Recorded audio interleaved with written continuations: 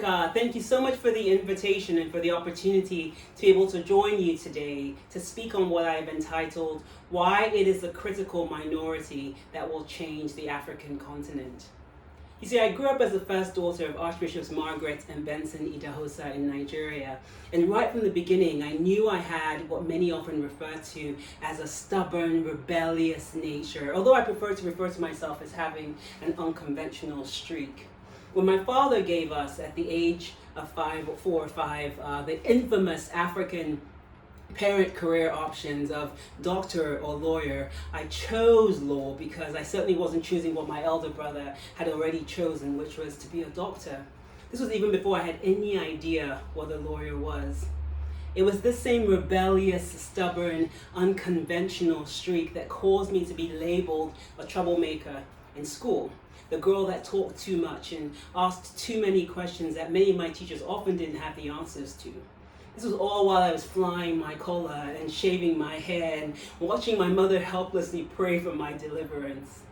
In fact, the only reason why I picked up a basketball in primary 5, once my father announced that we would all be going to a small Christian university where he sat on the board of regents, was because the only way out was if we could find a way to pay for university on our own. And so because I picked up the basketball, I practiced, I hustled, I learned to dribble. In fact, I began to dribble so well that even after I got kicked out of my high school boarding house for questioning authority in an inherently racist system within Nigeria, I earned my way out of that Christian university and instead got a full basketball and academic scholarship elsewhere. It was that same gra way, that same willingness to stand when others were sitting, to sit when others were standing, that has shaped the way that I move through the world, that has shaped my perspective and what I see as my life's work, which I often refer to as stretching tight shoes. But that's a whole other story. But essentially what I do is curate space. I create space for women and girls at an equitable table. It is why I do the work that I do with survivors of sexual violence and exploitation at Pathfinders Justice Initiative. It is what has empowered me to not only speak truth to power, but also to speak truth to the seemingly powerless in a world where I've evolved into and become comfortable being a part of the critical minority. So what exactly is the critical minority?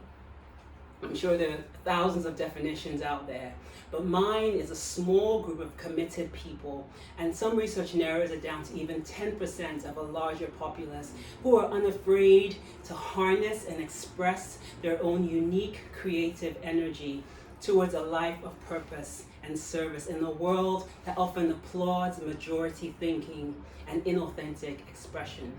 The critical minority is made up of people who understand that it is an act of resistance to simply show up as yourself, to unapologetically own and take up your space, and to demand justice, all for the greater good of humanity. They understand that their greatest currency is what they do in the service of others. It is a critical minority that will change the African continent because they are first and foremost visionaries who, rather than seeing the world as it is, see the world as it should be. They grapple with this constant misalignment of birthing their vision into an atmosphere of active resistance that is plagued with old-timers and naysayers who lack the political will to change the status quo. But as disruptors, they understand that, as Frederick Douglass once said, power concedes nothing without demand. And so they painstakingly craft the political will of their leadership so that their agenda starts to shape electoral platforms and political discourse. The critical minority understand that they may have to reinvent themselves and that they can no longer serve as keyboard warriors, endlessly tweeting and retweeting and blogging. They understand that they cannot remain intellectual cowards as so many are. They must act. And so, empowered by a sense of righteous indignation, which is often accompanied by a choking fear, they press into their courage and they step into the arena. As Theodore Roosevelt once said, their faces are marred by dust and sweat and blood. They strive valiantly and spend themselves in a worthy cause. They understand that even if they fail, they at least fail daring greatly, so that their place will never be amongst those cold and timid souls who neither know victory nor defeat. They are the critical minority. Secondly, they understand that they cannot move the African continent forward by leaving women behind. They have taken the time to understand the tools of patriarchy, violence, religion, marginalization, discrimination, the centralization of power, shaming, and stigma. They understand that the bodies of African women are some of the most weaponized and legislated upon human resource in the entire world. And so they work to dismantle these systems that were intentionally built to oppress, to disempower, and to relegate women to the other room, because that's where they believe that we belong. But contrary to popular opinion, the critical minority is gaining allies, is gaining momentum. They understand that when the voices of women are included in the discourse, the landscape shifts. It changes because there is overall better development outcomes. We see that reflected in higher GDPs, higher productivity, faster economic growth, and the diversification of output.